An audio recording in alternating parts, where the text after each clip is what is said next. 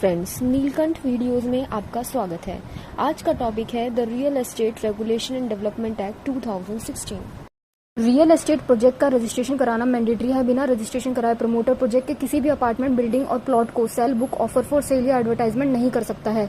पर अगर जिस लैंड पर प्रोजेक्ट डेवलप किया गया है, अगर वो 500 स्क्वायर मीटर या उससे कम के या फिर टोटल फेसेस को मिलाकर प्रोजेक्ट में केवल 8 या उससे कम अपार्टमेंट बनाए जाएंगे, या फिर प्रोजेक्ट में केवल रिनोवेशन, रिपेयर या रीडेवलपमेंट का काम करना है जिसमें एडवर्टाइजमेंट, सेल करने की जरूरत नहीं है, तो प्रमोटर को प्रोजेक्ट का प्रायर रजिस्ट्रेशन कराना जरूरी नहीं है। प्रोजेक्ट के रजिस्ट्रेशन एप्लीकेशन के साथ कुछ डॉक्यूमेंट लगाने जरूरी है, जैसे कि enterprise and promoter details, approval और commencement certificate, sanction and layout plan, draft allotment letter, sales agreement and conveyance deed, agent, contractor, architect की डिटेल्स। उसे एफिडेविट विद डिक्लेरेशन सबमिट करनी है कि उसके पास लैंड की लीगल टाइटल है, वो भी encumbrance free, time period for completion और रियलाइज्ड अमाउंट का 70% सेपरेट बैंक अकाउंट में जमा होगा और विड्रॉल इंजीनियर, आर्किटेक्ट और सीए के सर्टिफिकेट से होगा, वो भी कंप्लीशन प्रोपोर्शन के हिसाब से।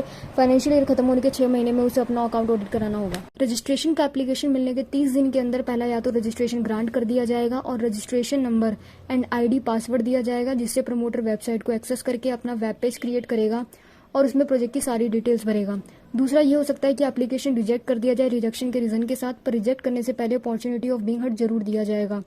तीसरा, अगर 30 दिनों में कोई रिस्पॉन्स नहीं आया तो मान लिया जाएगा कि रजिस्ट्रेशन ग्रांट कर दिया गया और 30 दिन खत्म होने के 7 दिनों के अंदर अथॉरिटी प्रमोटर को रजिस्ट्रेशन नंबर और आईडी पासवर्ड दे देगा।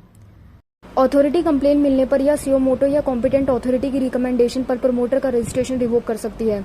अगर प्रमोटर ने प्रोविजन या एक्ट के रूल तोड़े हैं या अप्रूवल के टर्म्स एंड कंडीशन वायलेट किए हैं या वो किसी unfair trade practice, fraudulent practices में इन्वॉल्व था तो, और रिवोकेशन से पहले 30 दिन का नोटिस दिया जाएगा। रिवोकेशन के बाद वो वेबसाइट एक्सेस नहीं कर पाएगा, उसका नाम डिफॉल्टर लिस्ट में डाल दिया जाएगा, प्रोजेक्ट बैंक अकाउंट को फ्रीज कर दिया जाएगा, पर उसे उस प्रोजेक्ट को कंप्लीट करना होगा।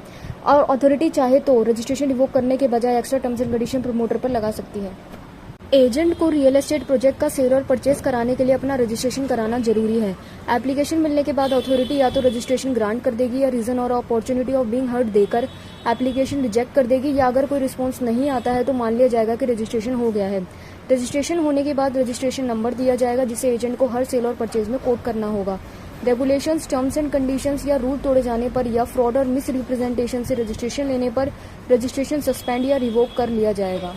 प्रमोटर को एडवर्टाइजमेंट और प्रोस्पेक्टस में अथॉरिटी का वेबसाइट एड्रेस मेंशन करना होगा, जिसमें प्रोजेक्ट की सारी डिटेल्स होंगी। अगर किसी पर्सन को लॉस या डैमेज होता है एडवर्टाइजमेंट या प्रोस्पेक्टस में इनकरेक्ट या फॉल्स स्टेटमेंट की वजह से, तो प्रमोटर कंपनसेशन देगा अगर एग्री पर्सन कंपनसेशन चाहता है, या फिर अगर वो पर्सन प्रोजेक्ट से विड्रॉ करना चाहता है तो प्रमोटर को उस पर्सन को इन्वेस्टमेंट इंटरेस्ट के साथ वापस करना होगा।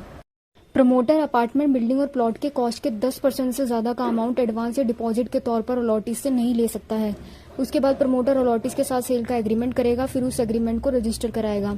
सेल एग्रीमेंट में सारी डिटेल्स होनी चाहिए। पहला, प्रोजेक्ट के डेवलपमेंट की डिटेल्स। दूसरा, पेमेंट किस दिन और किस मोड से करना है। तीसरा, पोजेशन कब दिया जाएगा। और चौथा, इंटरेस्ट का रेट क्या होगा अगर प्रमोटर या अलॉटी दोनों में से कोई भी डिफॉल्ट करता है तो। प्रमोटर की रिस्पॉन्सिबिलिटी है कि वो बुकिंग और अलॉटमेंट लेटर इशू करने के टाइम अलॉटीज को प्लान, स्पेसिफिकेशन और प्रोजेक्ट के बारे में बताए, वो भी साइट पे ले जाके। प्रोजेक्ट डेवलप और कंप्लीट उन प्लान्स के अकॉर्डिंग होना चाहिए जो अप्रूव करवाई थी।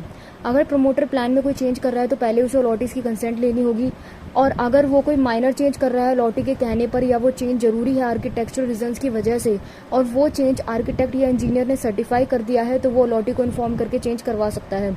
अगर कॉमन एरिया में चेंज करना है तो पहले 2/3 अलॉटीज का कंसेंट लेना होगा।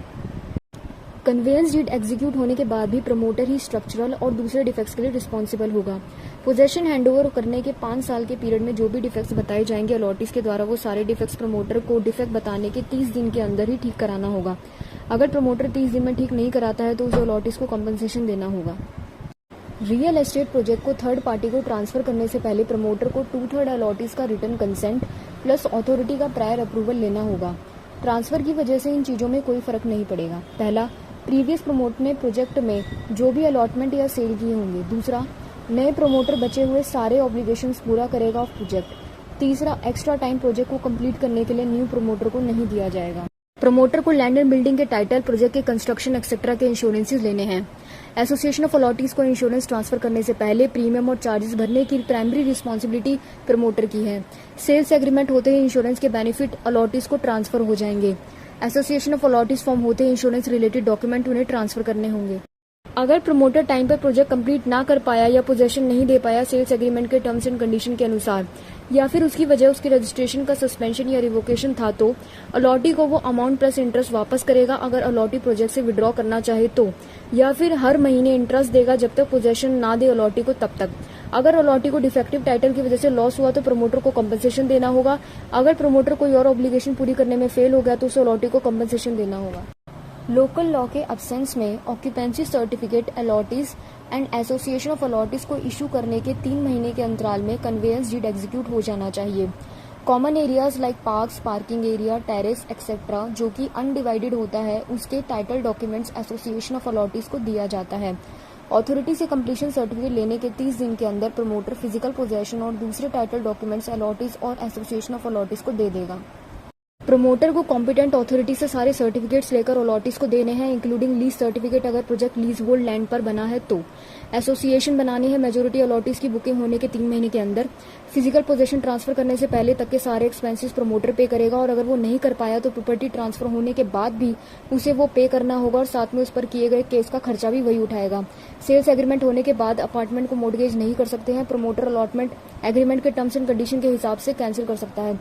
अलॉटीज की ड्यूटी है कि वो स्पेसिफाइड टाइम और मोड में पेमेंट करे, वो पेमेंट में डिले होने पर स्पेसिफाइड रेट पर इंटरेस्ट पे करे, वो एसोसिएशन या कोऑपरेटिव सोसाइटी बनाने में पार्टिसिपेट करें, वो ऑक्यूपेंसी सर्टिफिकेट मिलने के 2 महीने में फिजिकल पोजेशन ले लें और कन्वेयंस डीड के रजिस्ट्रेशन में पार्टिसिपेट करें।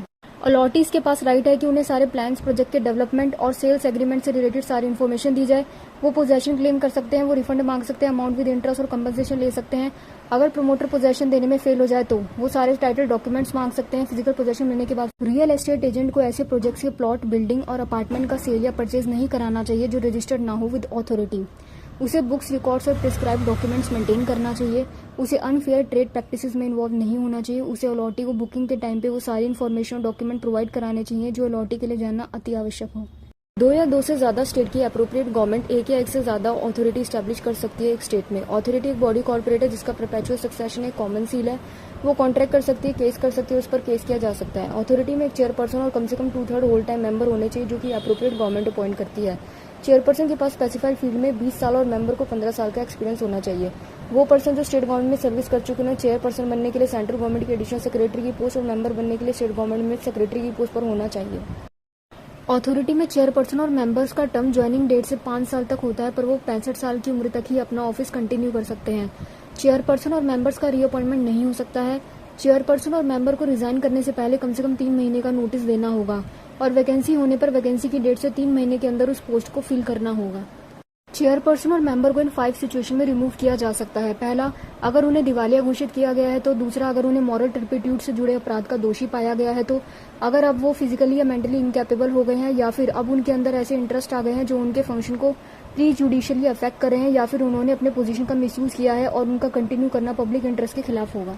चौथे और 5वें रीजन की वजह से रिमूव करने से पहले अप्रोप्रिएट गवर्नमेंट के ऑर्डर पर हाई कोर्ट का जज इंक्वायरी करेगा और जो चार्जेस लगाए गए हैं वो उस पर्सन को इन्फॉर्म कर दिए जाएंगे। और अथॉरिटी में ऑफिस टर्म खत्म होने के बाद वो ऑफिसर किसी ऐसे ऑर्गेनाइजेशन में नौकरी नहीं कर सकता है जो जुड़े हैं इस एक्ट से, पर अगर एम्प्लॉयर कोई गवर्नमेंट, लोकल अथॉरिटी या गवर्नमेंट कंपनी है तो नौकरी कर सकते हैं। किसी ऐसे ऑर्गेनाइजेशन के बिहाफ पे काम नहीं कर सकते हैं जो किसी ऐसे ट्रांजैक्शन से जुड़ा हो जिसमें एक पार्टी अथॉरिटी भी है और ऑफिस टर्म के दौरान उसी ऑफिसर ने उस केस में एडवाइस दिया था अथॉरिटी को। एक ऐसी कंपनी में डायरेक्टर नहीं बन सकते हैं जिसके साथ ऑफिस टर्म में सिग्निफिकेंट ऑफिशियल डीलिंग की थी उस ऑफिसर ने। कोई ऐसा मैटर जो ऑफिस टर्म के दौरान उसे पता चला था वो किसी को भी रिवील नहीं कर सकते हैं। मीटिंग किस टाइम और प्लेस पर होगी और क्या कोरम होगा वो स्पेसिफाइड प्रोविजन के हिसाब से डिसाइड किया जाएगा। अगर किसी वजह से चेयरपर्सन मीटिंग में ना आ पाए तो मेंबर्स आपस में किसी एक को सिलेक्ट करेंगे और फिर वो सिलेक्टेड मेंबर मीटिंग को आगे बढ़ाएगा। जो भी डिसीजन होगा वो मेजोरिटी वोटिंग से लिया जाएगा। अगर किसी डिसीजन में मेजोरिटी और माइनॉरिटी इक्वल आते हैं तो चेयरपर्सन अपना वोट डालकर डिसीजन लेगा। अथॉरिटी एप्लीकेशन मिलने के 60 दिनों में ही मैटर को डिस्पोज ऑफ कर देगा। कंप्लेन आने पर या फिर खुद से ही अथॉरिटी इन्फॉर्मेशन मंगवा सकती है या फिर इन्वेस्टिगेशन करवा सकती है। अथॉरिटी के पास सिविल कोर्ट जैसी पावर होती है। वो इंटरिम ऑर्डर इशू कर सकती है। ऑर्डर पास करके वो किसी भी पर्सन को कोई भी कार्य करने से रोक सकती है जब तक इंक्वायरी पूरी ना हो जाए। वो डायरेक्शंस इशू कर सकती है। वो पेनल्टी और इंटरेस्ट लगा सकती है। वो अपने ही पास किए हुए ऑर्डर को 2 साल के अंदर रेक्टिफाई कर सकती है। अगर केस से जुड़ी हुई पार्टीज वो ऑर्डर अथॉरिटी के पास लेकर आए और गलती रिकॉर्ड्स में से स्पष्ट दिखाई दे रही हो, पर अगर उस ऑर्डर के अगेंस्ट अपील फाइल हो गई है तो उस ऑर्डर को अथॉरिटी रेक्टिफाई नहीं कर सकती है। जो भी पर्सन एग्रीव्ड है अथॉरिटी या एडजुडिकेटिंग ऑफिसर के ऑर्डर से, वो अपील फाइल कर सकता है अपीलेट ट्रिब्यूनल में ऑर्डर मिलने के 60 दिनों के अंदर, और अपीलेट ट्रिब्यूनल एप्लीकेशन मिलने के 60 दिनों में केस डिस्पोज ऑफ कर देगा। ट्रिब्यूनल के ऑर्डर के अगेंस्ट हाई कोर्ट में अपील कर सकते हैं ऑर्डर मिलने के 60 दिनों के अंदर, और case suo motu dispose of कर दिया जाएगा। वीडियो को लाइक और चैनल को सब्सक्राइब करना ना भूलें। Thanks for watching.